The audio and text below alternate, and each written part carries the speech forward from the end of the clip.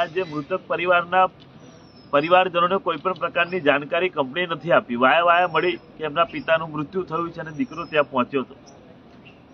બીજા દિવસે ગઈકાલે પણ આખો દિવસ ગોત્રી હોસ્પિટલ ખાતે ધરણા આંદોલન કર્યા. આખી રાત ત્યાં આગળ યુવાનો કડકડતી ઠંડીમાં આંદોલન કરીને ધરણામાં બેસી રહ્યા. આજે સવારના સુમારે હજુ પણ નિર્ણય ના આવતા અમને અન્નનો ત્યાગની જાહેરાત કરી. બપોર સુધી જો નિર્ણય નહીં આવે તો અન્નનો ત્યાગ હવે ગોત્રી હોસ્પિટલ નહીં પરંતુ GSL કંપનીની ગેટ પર થશે. આ કંપનીના જાડી ચામડીના અધિકારીઓને કહેવા માંગુ છું કે તમારા બાપના ઘેરથી આ જમીનો લઈને નતા આવ્યા તમે લોકો.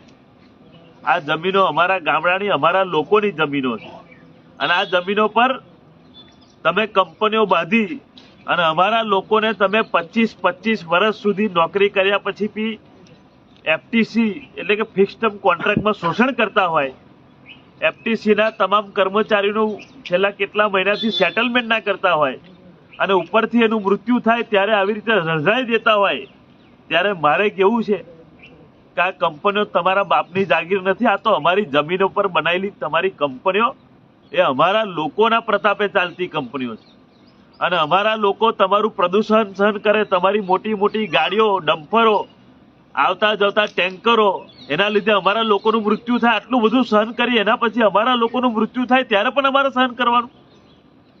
આ કંપનીઓને કહેવા માંગીએ છીએ મહેરબાની કરીને આજ બપોર સુધી વળતર આપી દો, નહીં તો અમારે ના છૂટકે આખી કરણી સેના ગુજરાતની ભેગી કરવી પડશે GSLની ગેટ પર. રાષ્ટ્રીય અધ્યક્ષ રાજ શેખાવત બાપુ પણ GSL ગેટ પર આવશે અને મહા આંદોલન થશે. કારણ કે